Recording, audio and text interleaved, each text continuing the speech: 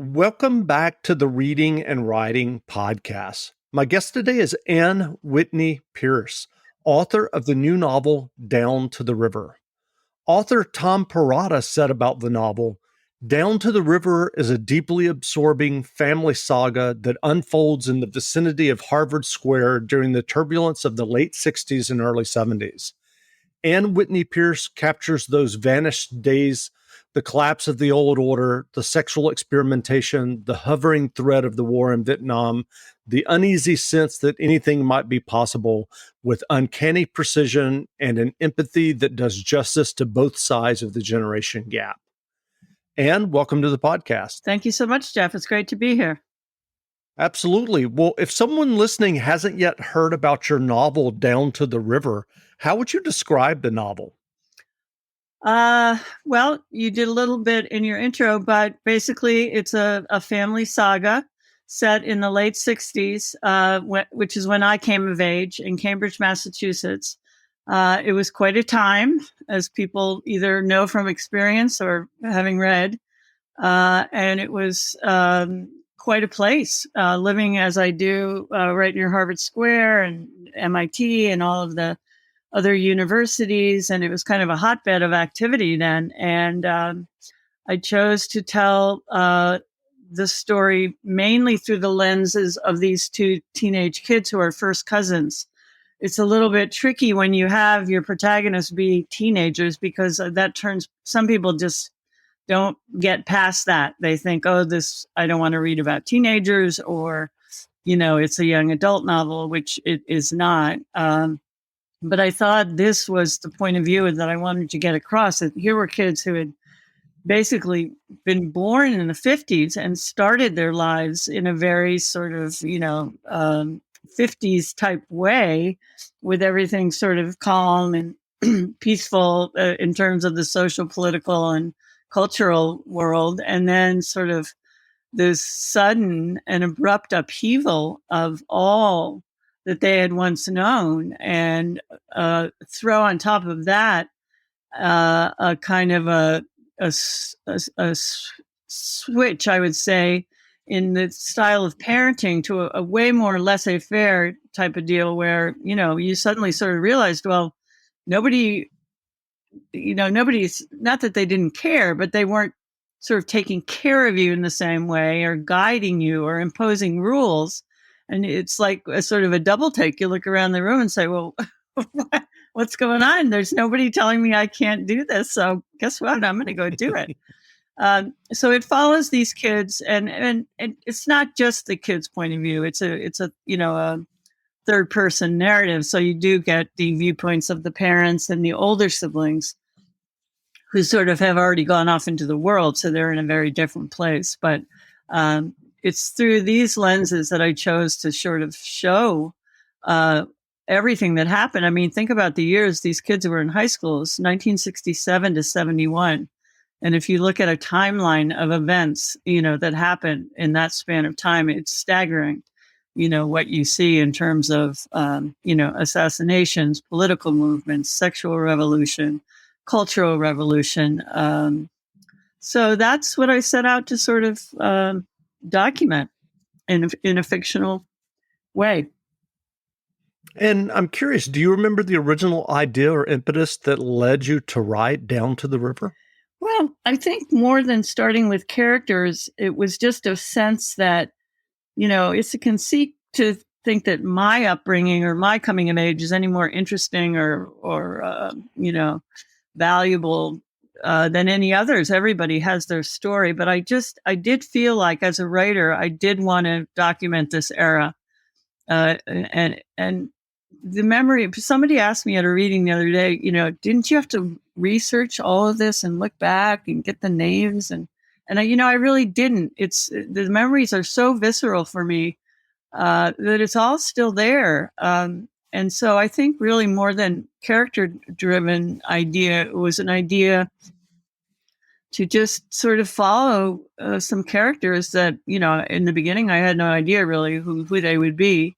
But through this time, and see sort of all of these changes and dichotomies that, that sort of evolved over these 5-6 years, when, you were just looking at these headbutting ideas of war and peace and, vulnerability and power and, freedom, and yet feeling sort of cloistered in some ways. And uh, all of these sort of different things just swirling around. I just thought it was something that I needed to do as a writer.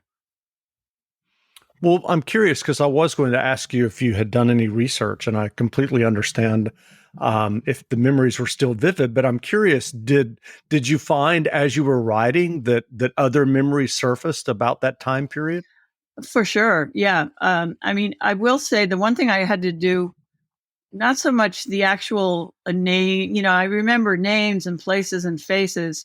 The chronology was something I had to sort of keep a chart because, Hmm. there was so much going on and things were happening at such a rapid pace that I used, I would say, oh, did that, was that before the big march, or was that the march that wasn't so big? And was that before the, the Cambodia, or, so I did have to do a certain amount of research on that.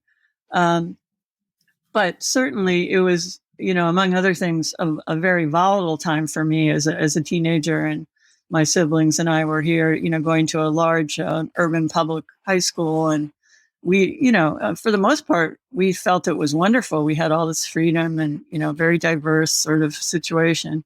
Um, but it was a rocky time, not to romanticize it, and certainly within my family, which to this day we're a very tight knit family, but there were there's a lot of headbutting and, sort of straying away from one another. In later years, of course, you have second chances to come together in different ways. But yeah, it brought up a lot of, very both good and bad emotions as I relived it. Sure. So, what was your initial writing journey that led you to writing fiction? Well, it's not that interesting, but it's actually not that usual because I didn't really start writing until I was 30 years old. I was always a book lover and a word lover, and graduated with actually in French literature from college. So I was always an avid reader. I got a job up in Vermont in my late 20s, teaching in a very small town. Had a lot of more time on my hands, and I just started, I don't know where the seed came from really, but I just started having notebooks everywhere I went and jotting down things. I had a little VW bug, as most of us did back in the day, and I would pull over to the side of the road and start writing. A couple of years after that, I moved back to Cambridge, and that's when I began in earnest to start writing short stories and sending them out one by tedious one, waiting for answers. And it was quite a process. But for people who are doing this now, uh, you, back in those days, which was say just the beginning of the '80s, when you sent out a story to a literary magazine, most places had a policy of no simultaneous submissions, which meant that you were really, if you were keeping the integrity of the system, you were only supposed to send that story out to one place at one time. And that meant often you could wait for 6 months, 8 months. They could lose it and never get back in touch with you. So I sort of made the decision I was not going to follow that rule. And, I understood there might be consequences for me, but I just started sending them out to a few places at a time, feeling like I'm 30. Of course, back then I thought that was so old. I don't have time for this. Um, but I did do that. And I really think had I not chosen to do that, I might not have started, placing these stories in the magazines. And I'm curious, do you remember the experience of when you got your first acceptance letter? I do. It was quite wonderful. I'd been to Mexico on a vacation and written a story that was titled Limes. It was not my best story, and it didn't even get included in my collection. But the first line was, "Everywhere I go in Mexico, I am offered limes." And there was a beautiful, so it got accepted by the Boston Globe magazine, which back in that day did feature short stories. Sadly, that's no longer true. But it was a wonderful day, and Doug Flutie was on the cover of the magazine. And that won't mean anything to most people, but he was a very beloved and famous football player. So Yes. I felt very privileged and lucky that he was on the cover of where my story appeared. But it was a That's wonderful great. feeling. Yeah, it was great. This week on RVER, sponsored by Progressive Insurance. Hey, Chief, we got a damaged RV on its way to the OR. Well, that sounds like a job for the new head of RV surgery. Wait, are you promoting me? Congrats, Martinez. Doctor, that RV's flatlining. Well, that sounds like a job for the new head of nursing. So you're just promoting everyone now? Yeah, kind of looks that way, doesn't it? When your RV really needs saving, Progressive has you covered. See if you could save with a leader in RV insurance. Progressive Casualty Insurance Company and affiliates, covered subject to policy terms. Well, what was your writing process when you were working on Down to the River? When you started the book, did you do much outlining? Did you have a sense of the storyline? How did that work for you? I didn't. I'm not a good outliner. It scares me to have to make it all be neat and tidy. I can't. I just can't do that. And in fact, it never is. I'm sort of not a beginning, middle, end person, and I think that's unsatisfying to some readers because some people really like an end. They like a resolution, and my life just hasn't played out that way. So unfortunately, my characters sometimes share that same fate. But I did, as I say, have to really go back and get the timeline straight for any number of reasons. One of which was my character, Henry, I needed the book to take place during a time when there were a few years when the draft lottery came back. And it was a random selection, it was just based on your birthday. And so for just a couple of years, there was a very real threat for boys at that time who just drew a random number and wherever their birthday fell, that was, that was their assigned number. And then they would call them up. They would say, well, okay, numbers 1 through, 40 or whatever the needs were at the time. So, things like that, I had to be careful to get that straight so that had the book been set 2 years later, the threat wouldn't have been real because by then the war was winding down. And even if you drew a number, they weren't taking, people anymore into the draft. So in terms of the story arc, and again, I'm not a heavy plot story writer, but I pretty much knew, how it would unfold. Somebody asked sort of the same question, and I think the interesting thing for me was along the way, the characters who, sort of in the beginning, you're the boss of the characters.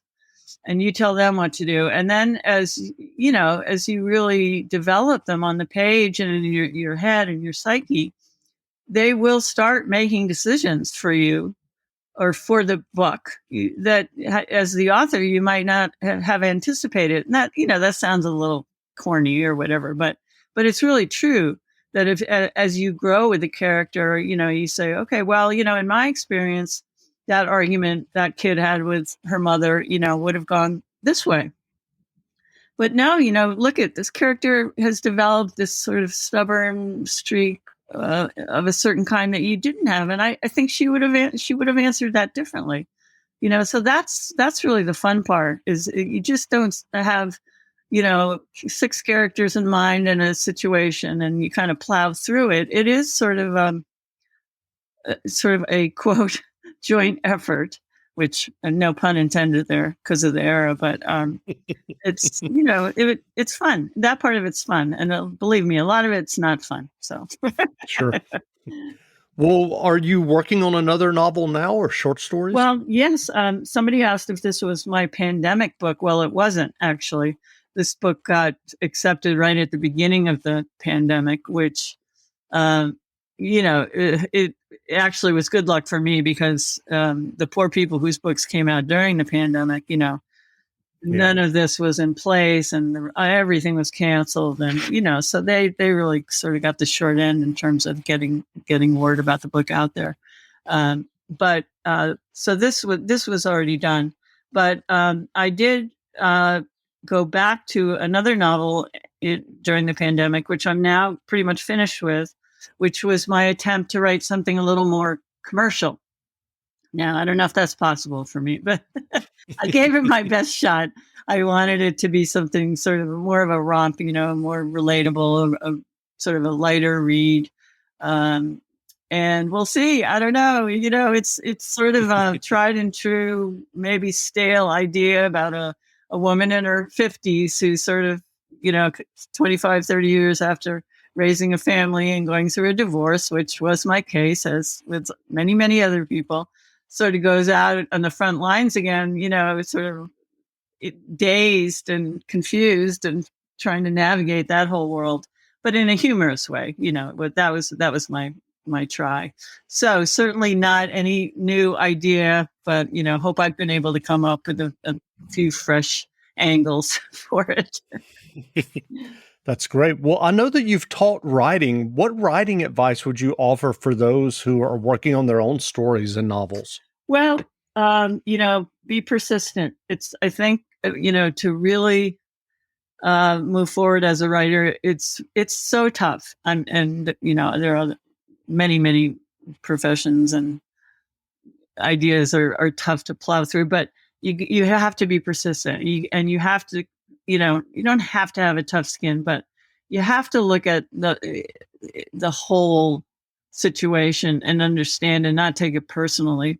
It's very hard. It's not fun to read somebody say, this is, people, I've heard people on Amazon say 1 star, this was so boring, I couldn't even get through it. That doesn't feel good. But that's one person's opinion. It's 1 out of 6 billion people's opinion. So it's up to you you really have to have faith in the work. And when you pull your chair back and you say, I think that's okay. I think that's pretty good. I think it's helpful to be in writers groups, because I didn't do too many, but I was glad of the ones I did, because you get sort of a group consensus. A lot of times you're just feeling like, oh yeah, well, that person doesn't like this kind of stuff. And, but if you examine things more closely, and, if you get 4 out of 8 people who say that a scene just didn't work for them, and with giving reasons why, then that's something to listen to and to reevaluate, and, in light of, how strongly you felt about it. So if you come away saying, yeah, I think maybe they have a point, then that's good. And if you come away saying, no, that was important, and I'm going to take a chance that I'm right about keeping it that way. So I think it's really helpful to have support, as long as it's not, the chemistry of the group is really important. Sometimes you just get people bashing each other.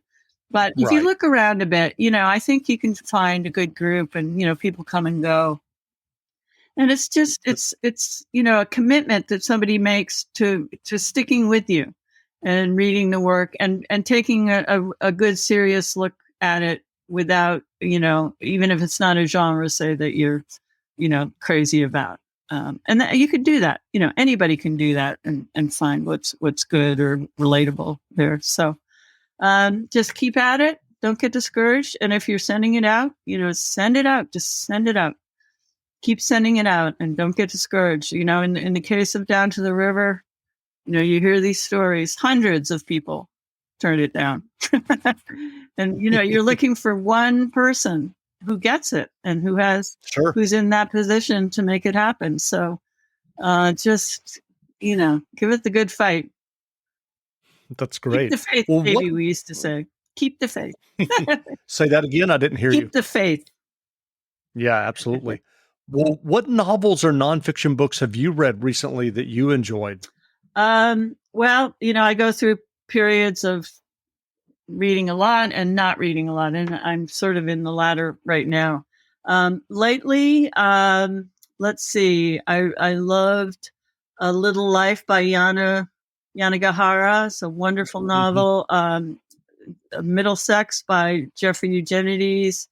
A very strong writer, whether you like her style or not, is Jennifer Egan. She wrote Welcome to the Goon Squad, which is kind of a off-putting name, I've always thought, but it's a superb novel. I like the old classics too. I read all, the Austen and Jane Austen and Jane Eyre, and love all of those things. What else have I read recently? Yeah, I don't read a lot of male authors, and I sometimes think that's really not good. You really should read more. It's as if I'm saying that their work isn't worthy or something, which of course is not true. But they're wonderful writers. But I think those are the ones that sort of stick out recently. Oh, and of course Elena Ferrante. I don't know if you got into her books, but the Neapolitan novels she wrote are just staggering. I mean, again, whether you like it or not, give this person credit. They are just talk about, creating a world for your readers. Wow. That's great. Well, where can people find you online if they'd like to learn more about you and your short stories and your novel Down to the River? Oh, great. Well, thank you for asking. I have a website, and I made it myself. I'm very proud of it. So I really wanted to learn how to make it so that I would be able to update it, frequently, because I knew how frustrating it would be to have to rely on somebody else to do that. So it's my name, Ann Whitney Pierce. E on the end of Ann. Sometimes people forget that or, think of it differently. So it's simply AnnWhitneyPierce.com. That's great. Well, again, we've been speaking with Ann Whitney Pierce, author of the new novel, Down to the River. The novel is available now, so go buy a copy. And Ann, thanks for doing this interview. Thank you so much, Jeff. It was a pleasure. Wonderful. Thanks a lot. Hi, it's Jeff, host of the podcast. My latest author interview will be up in just one moment. I'm not going to ask you to buy anything. I'm not going to ask you to go and review the podcast. What I am going to do is take just one brief moment and ask you to recommend the podcast to just one friend. If you're a writer, or if you're someone who just loves books and you love this podcast and the interviews that I do, all that I ask is that you recommend the podcast to just one friend. Thanks a lot.